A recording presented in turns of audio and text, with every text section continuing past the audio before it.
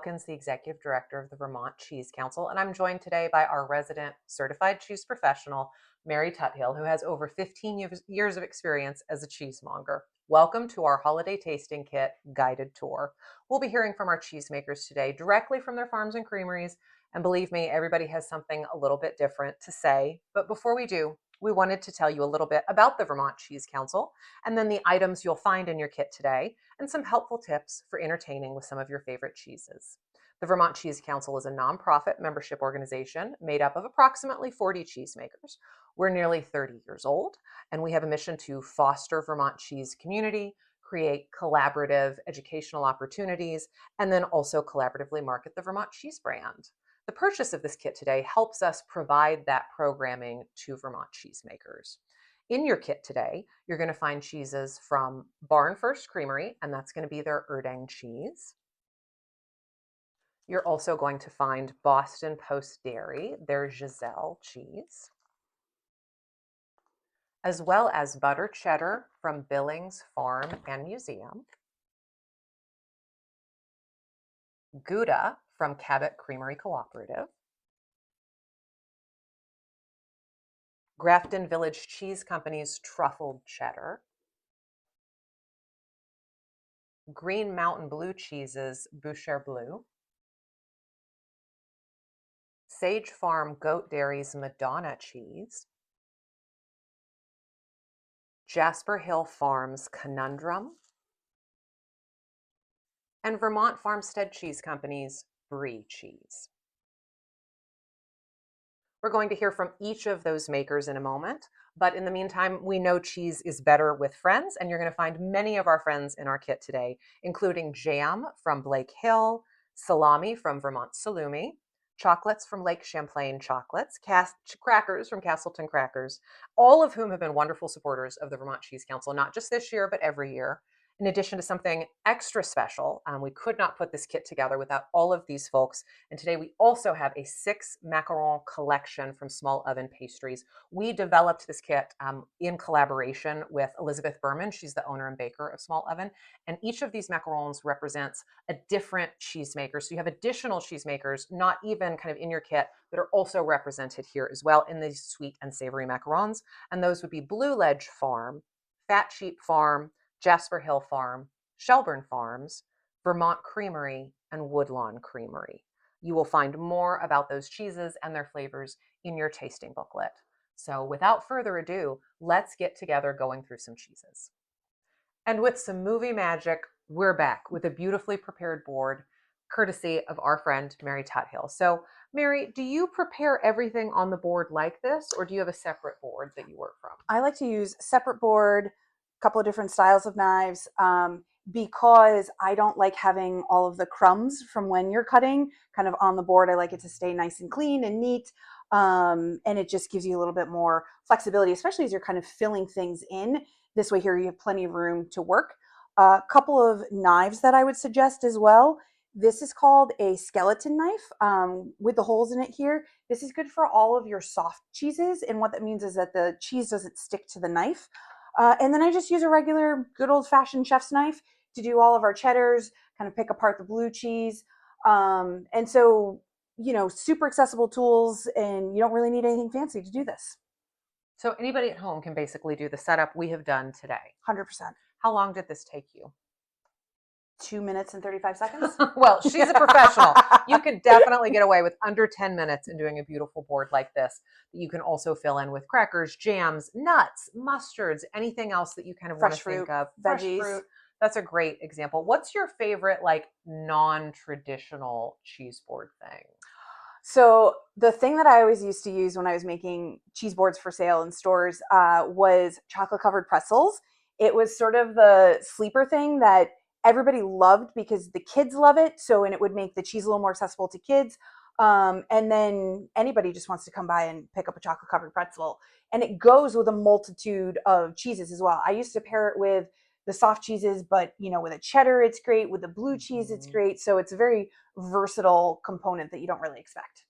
That is fantastic. Can you give us a brief overview of what we're going to be tasting today, in which order? Yes, absolutely. And why that's working the way it's working? So when you do this kind of thing, you want to build on flavors. So you're always going to start with your milder, creamier styles of cheeses. Usually that's going to be your softer cheeses. We've got some things that we're going to kind of adjust in here. So you'll see where we're going with that in a second. But the reason that we do that is we do want to build. So you don't want to just out of the gate eat your blue cheese, because then your palate is completely crushed for anything after that. So we're going to start with the Vermont Farmstead Brie. This is super creamy, milky cow's milk Brie style, and just a beautiful, mild, very approachable style of Brie. From there, we're going to go into the Billings Farm Butter Cheddar. This is exactly what the name suggests. It's basically butter masquerading as cheddar. This is very creamy, nice and mild, and just super approachable and tastes like fresh milk. It's amazing. Next up will be the Cabot Creamery Gouda. This will be a little bit sweeter. That's what Goudas are known for, is having that sort of caramelized flavor notes. You can even see it in the color here with a little bit of that umber sort of color to it.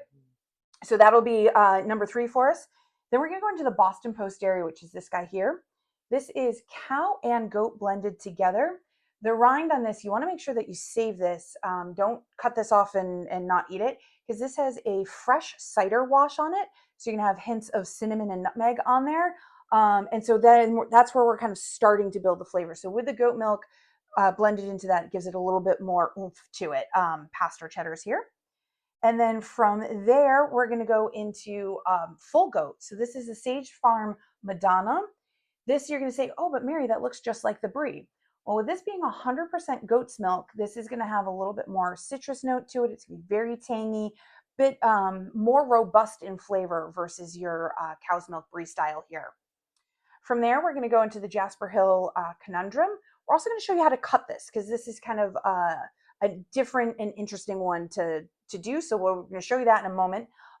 This is also going to be on the creamier side, but with the wash that's on here and the way that they age this, also has the spruce bark around it, which we'll get into that when we cut it. This is definitely a level up from our other creamier style cheeses there. Then we're going to go into another goat's milk cheese. It's going to be the Urdang from Barn First. And you'll notice on this one, the color. This is very important on this one. So the Sage Farm, you've got that beautiful bloomy white rind. Here we have this beautiful orangey pinky hued rind. This is what's called a washed rind. So this gets a little bit of a saltwater brine while it's aging.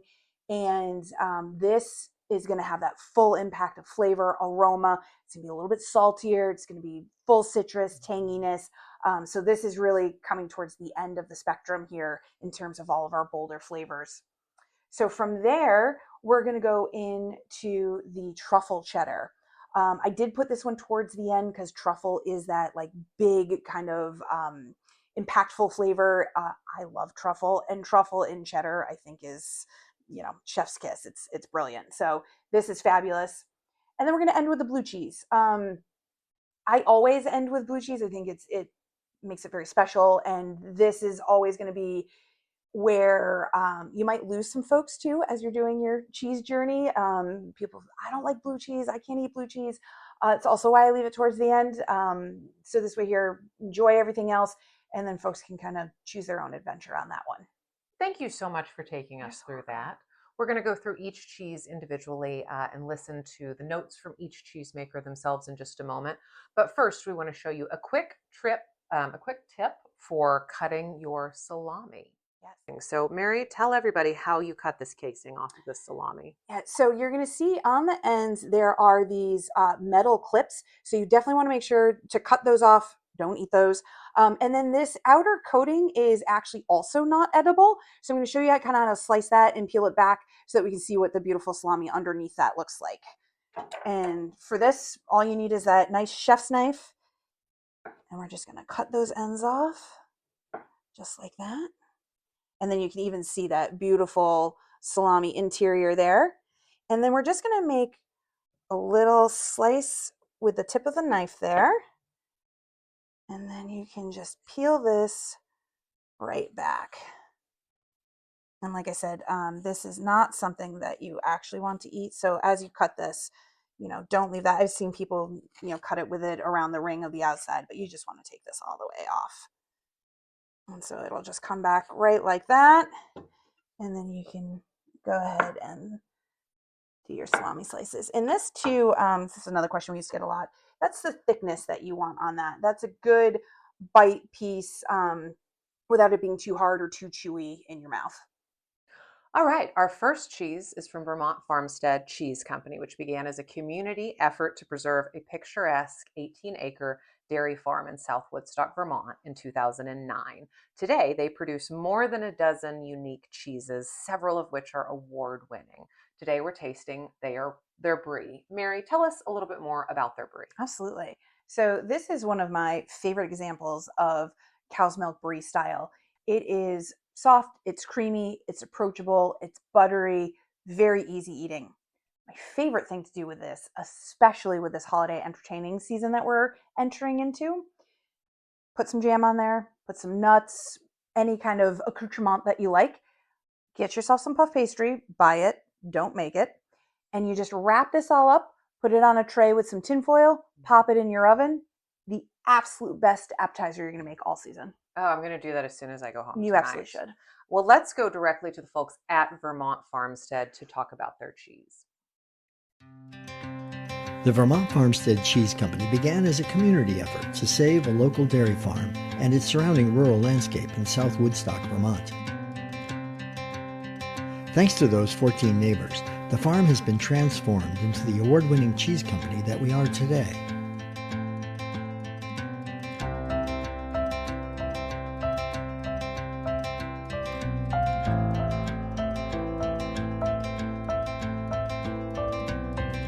We continue to create a new generation of unique artisanal cheeses through a marriage of authentic cheese-making practices and innovative, playful partnerships within our community.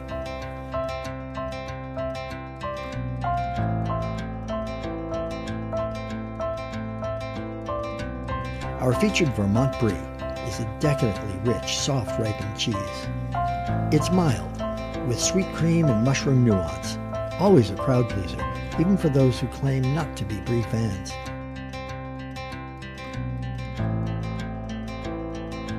The star of any cheese plate, try serving with your favorite fruit preserve or caramelized onion jam on fresh baguette.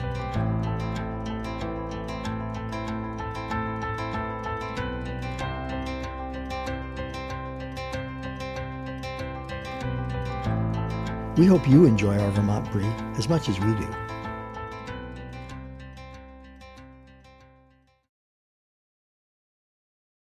Our second cheese in the lineup today is going to be a butter cheddar from Billings Farm and Museum. Now, Billings Farm and Museum is one of 4 nonprofit organizations that are a member of Vermont Cheese Council, all of whom serve such an important role in protecting and preserving many of the traditional ways of Vermont life through things like dairying, cheese making, wool spinning, even maple and honey production. Billings is more than 150 years old and features an incredible line of award-winning Jersey dairy cows. So today we have their butter cheddar. Mary, tell us a little bit more about it. Yes. So butter cheddar, as the name implies, is buttery, smooth, easy eating cheddar. This is the second in our lineup, as it is another sort of milder, creamier, and approachable style of cheese. This, because it's a higher moisture cheddar, perfect for melting. Turn this into grilled cheeses, make macaroni and cheese out of this. I also kind of like to melt it down and just pour it over broccoli or whatever your favorite vegetable might be. It is wonderful for that and a fun way to get people who may say, I don't really like cheese, to start eating some cheese. Hi, I'm Charlene, the cheese manager here at Billings Farm and Museum in Woodstock, Vermont. I'm here to talk to you about our butter cheddar. So this is a cheddar cheese made in the Boucher tradition. It's a German tradition, which means this cheese is going to be mild, semi-soft, and a real crowd pleaser. And now that I've told you all about our butter cheddar, let's go on a little cheese making adventure up to Vermont Farmstead in South Woodstock, where they make our cheese.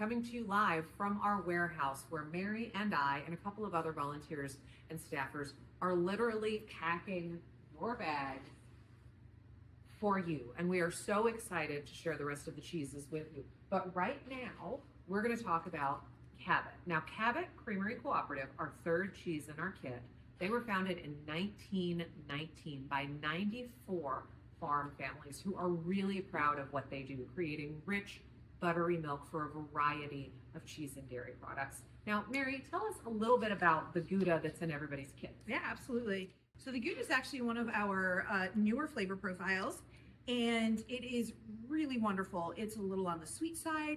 It's smooth. It's creamy. The best part is it is not a smoked Gouda. So you're really getting the sweetness is the main flavor component here. One of my favorite things to do with this cheese, it is super meltable. You want to melt this and pour it over apple slices, and it gives you like a caramel apple kind of feeling to it. My sort of go-to fun little thing, make a s'more out of this. So you have your graham cracker, you have your chocolate, and then you melt a little bit of this instead of a marshmallow and put it on top of the chocolate. Outstanding. Oh, that sounds to die for. It's incredible. Okay, that's fantastic. Let's go to one of those farm families from Cabot right now. For me, it was always my goal to run my own dairy farm. When we know better, we do better, and that makes the cheese better. I love the fact that we're doing it together.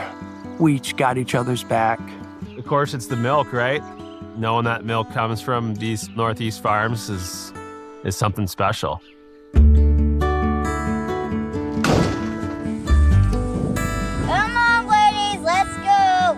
Sarah and I have been Cabot Co-op members for 10 years. We've been members of the co-op for 30 plus years. We became a member in 2011.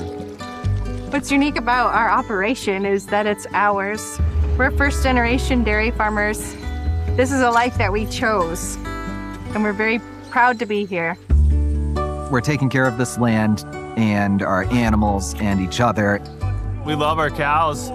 I see Norma out there, Apple, Star, Tammy 2. Can't think of a better one that day.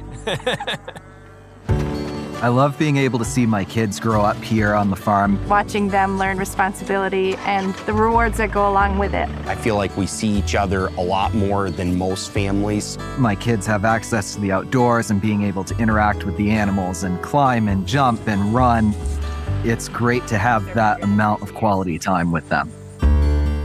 What represents Cabot most would be pride. Pride. Purpose is my favorite. Pride. Pride. I'm going to say purpose. Help provide that good quality milk that the co-op needs to make really great cheeses. No, Dad did. No, roll with it. Roll with it. I chose pride. The pride that the farmers have in the product, the pride that we have seeing that product on the shelf. We know it comes from a good place. It comes from us. I would say our purpose is to take care of our animals, the land, our community. Starting with our family and then moving out into the greater community and then Vermont and beyond. When I think of Cabot, I think of plaid. Plaid's an awesome color. It really kind of symbolizes the overall co-op in our community and working together. Working with people to get something big done that you couldn't do by yourself. Collectively, we're stronger. We're better off together. Purpose, pride, and plaid. Purpose, pride, and plaid. Purpose, pride, and plaid. Uniting co-op and community since 1919. Cabot. Cabot. Cabot. Cabot. It's how award-winning cheese gets made.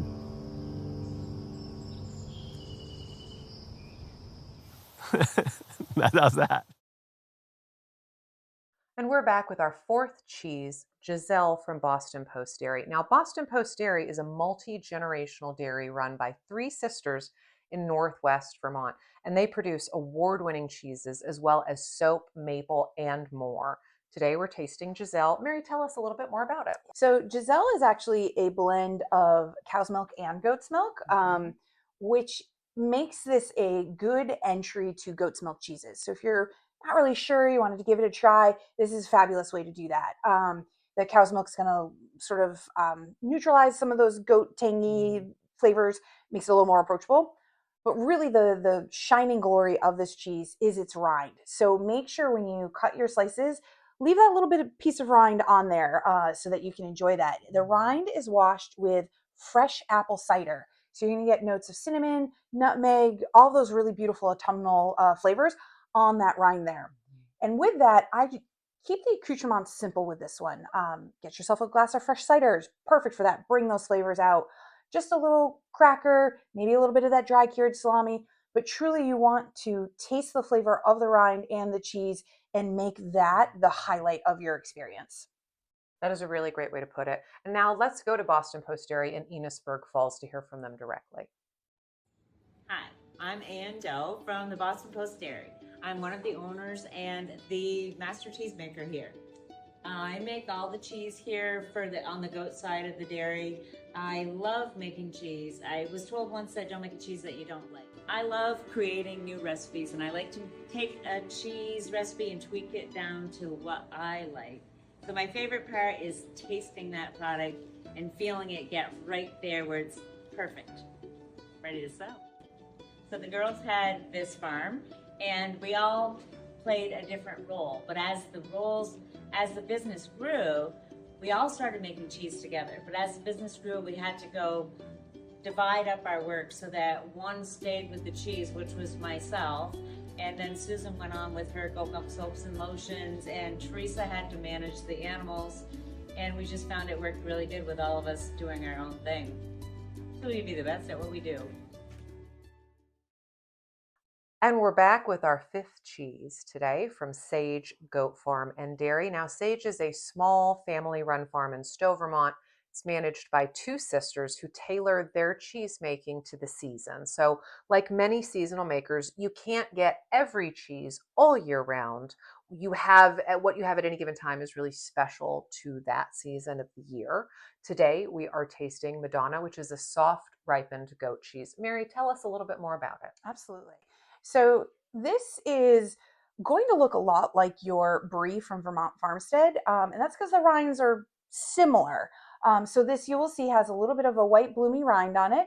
It's going to have that beautiful soft core to it. It's going to be spreadable.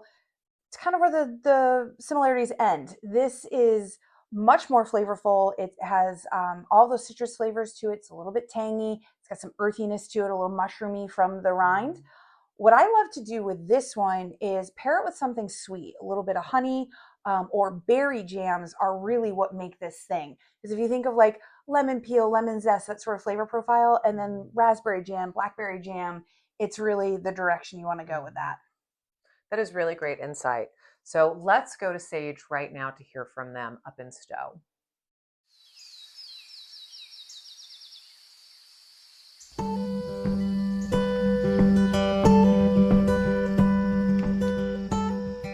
My name is Molly Pindell, and we are at Sage Farm Goat Dairy in Stowe, Vermont. And I run this very small dairy and creamery with my sister Katie and our employee Colleen. And we make goat cheese with the milk of our herd of 16 alpine dairy goats. We have 16 goats that we milk. We have 5 kids that we're raising to breed to milk next year, and then we have 3 bucks in the buck barn over there. I don't know, we just kind of bonded on the first day, and we've kind of been best friends ever since, right, Pip? Yeah. She almost always has hay all over her face because she eats like a savage, which I love. For us, staying small has been a very intentional decision. So both myself and Katie really enjoy doing the actual physical work of the farm ourselves. And as the years have gone by and we've talked about whether or not we want to grow, we keep coming back to the idea that we really like doing that work more than anything. There we go. Good girls! We really do this because we love doing it. We love the lifestyle. We love living on this beautiful piece of land. We love working hard. We love physical labor. And we love having animals. But it's hard. All in all, we really do it because we really love what we're doing. And we really love the products that we make too. It's really satisfying to make a product that chefs are excited to work with, that consumers are excited to buy. We do farmers markets every weekend, and people are just, really excited about what we do. I think we do it because we love it. And we're back with our 6th cheese from Jasper Hill. Jasper Hill is an award-winning cheesemaker that's part of the thriving agricultural economy in the Northeast Kingdom of Vermont. It was founded by 2 brothers, Andy and Matteo Keeler, and they brought their first cheese to market in 2003. Today, they make 14 distinct kinds of cheeses, as well as special editions and exclusive releases. Today, we have their Conundrum cheese. Mary, tell us more about it and how to eat it. Absolutely. So this Conundrum is based off of a Harbison, which is part of their signature line. And the most interesting part about this cheese is that it is wrapped in spruce bark. And so you want to leave the bark on. Very important. Leave the bark on. The bark is going to hold the whole thing together, acts as its own little bowl. And then you're just going to go through your kitchen and find all the things that you want to just dip right into this cheese.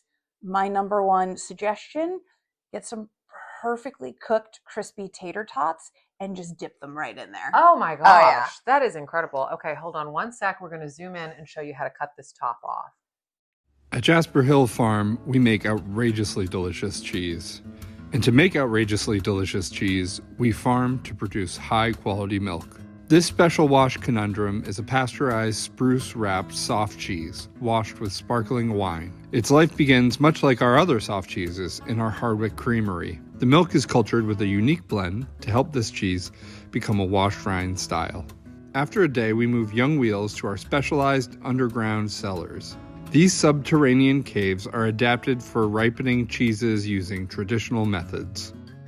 First, we wrap wheels in a piece of spruce cambium, the flexible layer of bark outside of the tree's heartwood. This gives the cheese structure as it ages. From there, this Conundrum gets 3 washes with a saline brine. This brine is made of sparkling wine with salt added to bring it up to a 3% solution. This treatment develops a rosy rind over the course of a few weeks, after which we wrap up the cheese and send it out the door. To enjoy, slice off the top and dip right in. Its washed rind gives this cheese savory aromas like cured meat, yeasty champagne, and woodsy notes closer to its spruce band. This cheese pairs exceptionally well with a glass of sparkling wine, prosciutto, and crusty bread. And we're almost all the way through our board now. We're back with an Urdang cheese from Barn First. Now, Barn First is a small creamery in the Northeast Kingdom of Vermont. The owners, Merlin and Rebecca, often say that they started as 2 people and 2 goats, and now they are vastly outnumbered. So tell us today, Mary, about the Urdang cheese. Absolutely. So this cheese is what we refer to as a washed rind cheese, 100% goat's milk.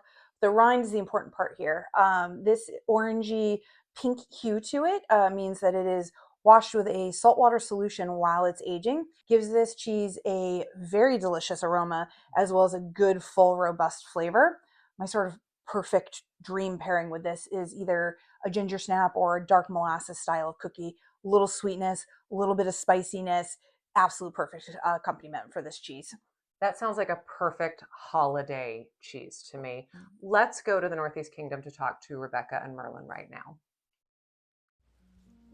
Barn First was started by Merlin Bacchus and Rebecca Velasquez in 2013 and is now home to a herd of 60-odd goats and their human caretakers. Merlin and Rebecca decided to make the move to Merlin's native Westfield, Vermont, when a parcel of land next to Merlin's family home came up for sale that had a barn on the property, hence the name Barn First. They hand-milked 7 goats from 2013 to 2016 before their barn, milking parlor, and cheese room were really up and running. They now milk roughly 60 goats seasonally and produce a wide range of cheeses, from bloomy rind to washed rind to blue. Each year, they choose a different theme to name their goat kids. Recently, they chose a pirate theme, but past years' themes have also included space, birds, and pasta.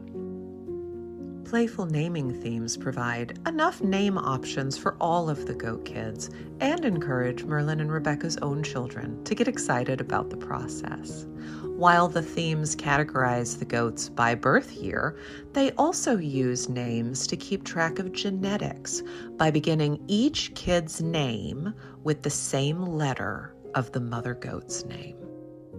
The poetic names for each of their cheeses, names like Quimby and Urdang, come from the maiden names of Rebecca and Merlin's family trees.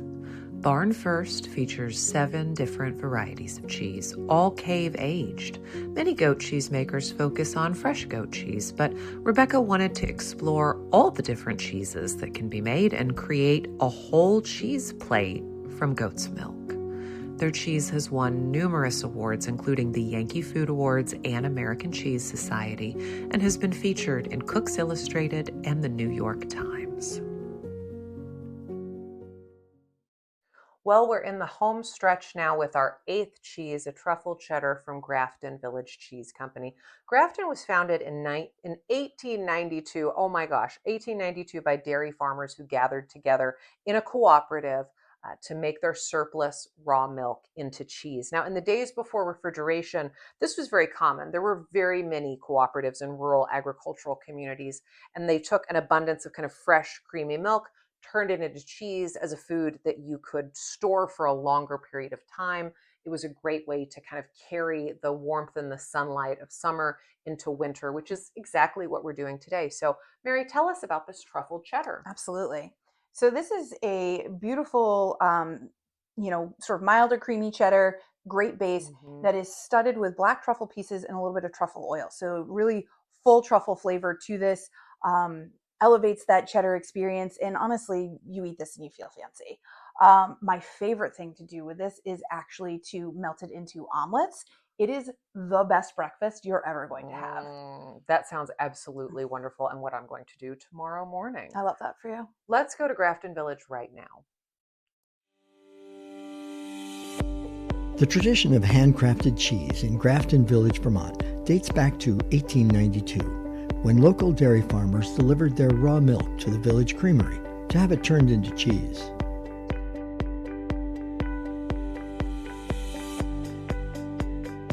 A fire destroyed the original creamery in 1912, and a brand new facility was built in 1965, where our cheese company has been producing handcrafted, award-winning cheeses using traditional practices and unpasteurized milk from local family farms for over 60 years.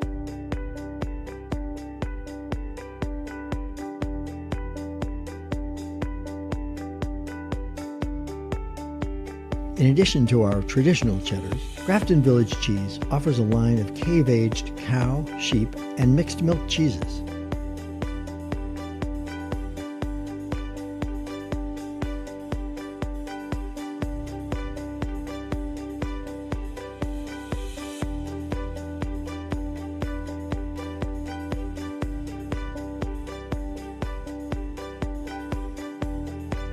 Our featured truffle cheddar is a balanced combination of fresh truffle and truffle oil that adds heady, earthy aromas to the sweet, buttery flavors of this exceptional cheese. Use it to turn almost any kitchen creation into a truffle-scented luxury, or to elevate a holiday cheese board. We hope you enjoy Grafton's truffle cheddar and that you try some of our other traditional cheddars and our line of cave-aged cheeses. Well, here we are with our final cheese in the 2025 holiday tasting kit. Green Mountain Blue cheese began 25 years ago when Dan and Dawn Boucher started making cheese to diversify their family's dairy farm. Today, the Boucher family farm milks a herd of 200 cows twice a day. The Boucher family farm has been passed down for 14 generations. Today, we're tasting Boucher Blue, which recently took home a second place ribbon at the American Cheese Society competition in 2024. Mary, tell us about it. Absolutely. So this is what's known as sort of like a gateway blue. It is going to be a little less intense in the realm of blue cheeses. It is going to be a little bit of a drier, firmer style. You can see we were able to get some really nice larger chunks, crumbles off of there. And I really like this cheese for savory applications. I like this with these nice crumbles put into a salad, little arugula, some dried fruit. The other thing I think it's perfect for, tapping your ribeye steak. Oh, that sounds fantastic. That's a great Saturday night meal. That's what my mother used to call it. Yes. Well, let's travel to Northwest Vermont to hear more directly from Green Mountain Blue Cheese. So my name is Kaylee Boucher, and I'm taking over Green Mountain Blue Cheese, which is my family's business. They started it in 1999. My Aunt Dawn and Uncle Dan started it to diversify the family business. The Boucher Blue is named after the Boucher family. We've been dairy farmers for about 14 generations, 3 in Vermont, and before that in Quebec. Here at Boucher Family Farm, we have 200 dairy cows. They're mostly Holsteins, but it is a mixed herd. We have some other kinds in here as well. Pretty little Jersey baby.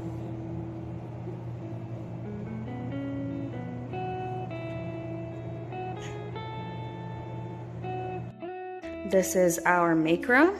We have our vat holds 3,000 pounds of milk and is a repurposed bulk tank. And you can see these are all of our molds inside. This is our aging room. We have 7 batches of cheese aging in here. All 3 of our blues are natural rind cheeses. You can see that the rinds start developing around week 4, week 3 or 4. This is a younger batch where we don't have a rind developed yet, and this is a brand new batch from this week. We have them in these trays at first to collect all of the whey. This is all of our finished product. This blue foil wrapped wheels are the Boucher Blue, which is our most popular cheese. It's creamy, crumbly, and strong. All of our blues have a little bit of a harder texture, and they're all on the milder side. Boucher Blue is our most popular cheese. It's great when you pair it with beef. I love it on a burger, or you can make a compound butter, put it on a steak, crumble it over a salad, make blue cheese dressing, put it on a pizza. It's very versatile. Well, that brings us to the end of our holiday tasting kit. We're so glad that you joined us. Mary, I have one question for you to kind of wrap the whole thing up. What's one thing you wish everybody knew about cheese? So my favorite thing about cheese is that there is a cheese out there for everyone. No matter where you are on your cheese journey, how much cheese you've eaten, how little cheese you've eaten, how strong cheese you like, no matter what, there's cheese out there for everyone. And truly, we just want you to eat more cheese. We believe that in our hearts. On behalf of ourselves, our friends, and all of the cheesemakers at the Vermont Cheese Council, we are wishing you a merry and bright holiday season. Until next year.